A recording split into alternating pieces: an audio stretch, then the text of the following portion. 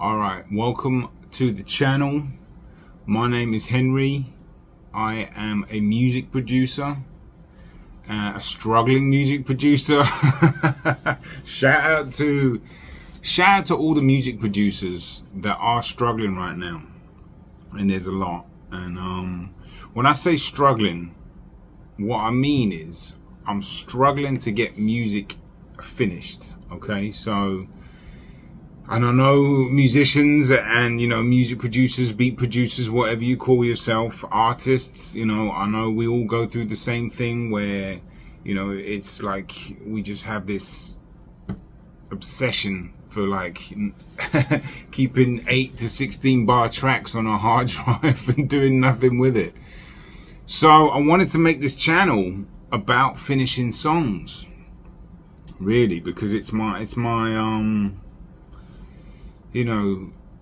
Achilles heel, if you will. It's been an issue that I've had for as long as I've been an artist. I've never been happy with anything, and I've just accumulated all these beats and put them on my hard drive for years and years and years and years, and it's just gotten to the point where it's just ridiculous. So I'm making this channel for live performances as well, and I'll be breaking down how I make the beat as well, talking about technical stuff and ideas, philosophies on why the track was made, and inspirations, imagination, creativity, stuff like that, and performing the live song on a few days later. For example, after this little mini introduction, and I'm going to do a full introduction and spice the channel up big time, but for this video specifically, I'm going to cover a track after that I've been working on, that has been on my hard drive for about a year and I'm going to finish it on Thursday. That's it, no questions asked, done. I'm going to do a live recording of it on Thursday and release that, and the channel is up and ready to go. Every single week I'm going to be doing pieces or videos on how to finish tracks on live performances, and wherever else the channel goes when I evolve it. But it's going to be a development of me getting better at finishing tracks, and hopefully I can shed some light and give some ideas and some positivity and some thoughts and creativity to other producers, and receive some too, in the comments, and build a community of people that are trying to figure out ways to finish songs and tracks and get it done, because we need to get it done. Okay, and I'm talking to myself here, okay, because what I have accumulated on my hard drive is nothing short of just, I don't know what word I'm looking for, but it's not good. So, and I've got a lot of good beats on there that I really believe in my music, and I think that's important. But like, finishing them, I mean, what good is a piece of music on a hard drive? There's nothing. I ain't gonna collect money on a hard drive. So anyway, I just wanted to give a small intro. As I mentioned, I'll do a full one about what the channel is really about and dress it up a bit more, but for right now, this is me just giving some accountability to myself and making sure that this Thursday I get this track done. It's called Cautionary Gaze. It's not something I've typically made, to be honest with you, but I really like the track.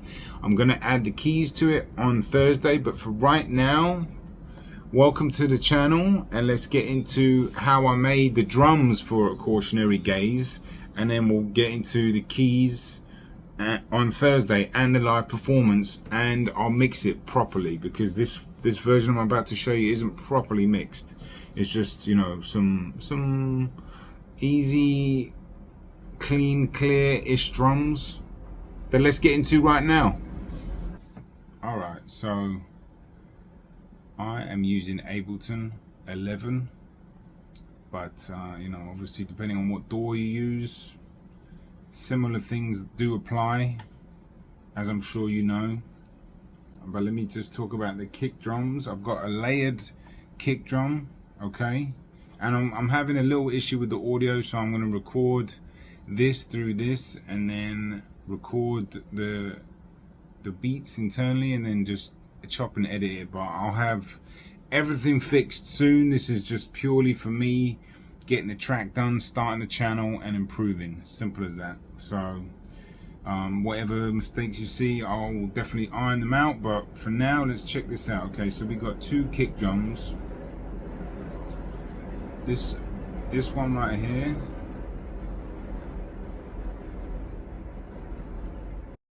so I use battery 4 for my drums. They are amazing. They're very immaculate. They are ready to go. You don't have to do that much to them. I can't stress the importance of getting a high quality sample. I think most producers know this, and if you don't know this, you should know this and start doing it. And battery 4 is a great place to start. You can buy expansion packs, but this particular one in here, okay, I've chopped off the base of it and I'm just using the air from it, right? I'm just using the air because it's got that nice tail, yeah. This other kick drum, this got a bit more meat, okay. This is where the real bottom end comes in, and because I've cut off the lows in the first kick drum and left the air, they are, I think, a fairly nice layered little kick drum that gives a bit of both, a nice bit of bottom end and a nice tail. So let's check this out.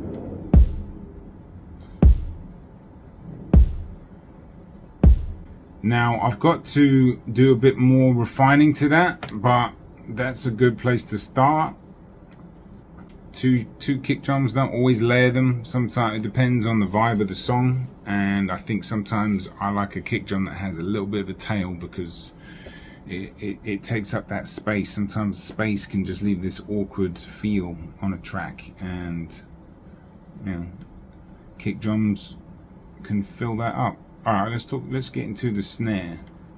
Now I always try to add variation on a snare, whether it's a light subtle little cymbal or a little crash or some white noise, and variate that. Every other, you know, variation in music is really important. So let's check this out.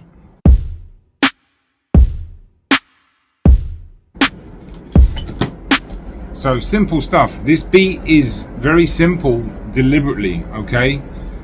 It's done that way because the keys, there's a lot going on with the keys, and you'll see on Thursday that, like, I want the piano to be the shining piece of music, yeah? I don't want too many percussion sounds getting in the way and competing with other parts of the piano, all right?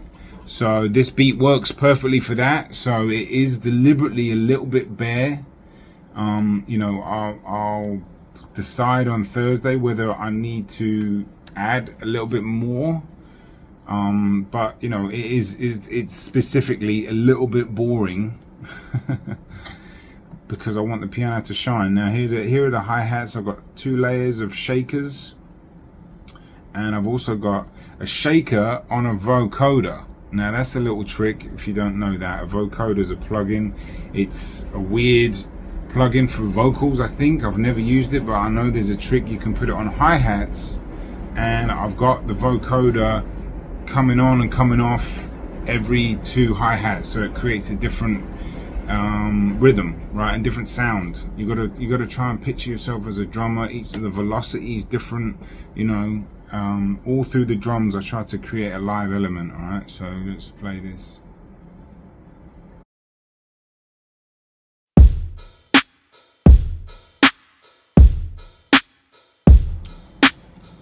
Again, very simple stuff.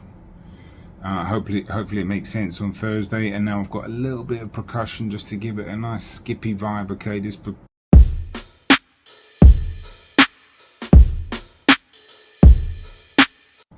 song's called A Cautionary Gaze, and when I wrote this, it was about a year ago, but like I was just in my room chilling, and it was just reminding me of walking around New York and looking at some like neighborhoods on a kind of dusty, kind of crisp afternoon, and you know, just proceeding with caution but enjoying the sights. I don't really know where it came from.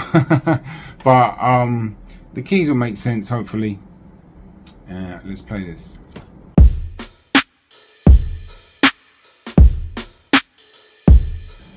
Yeah. Simple stuff.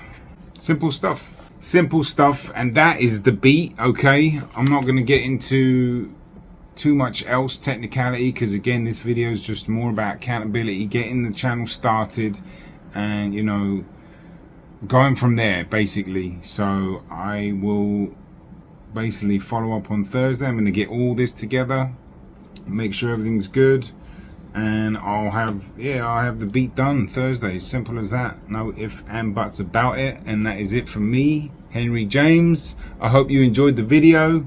Peace and love. Take care of yourself. I will see you on Thursday.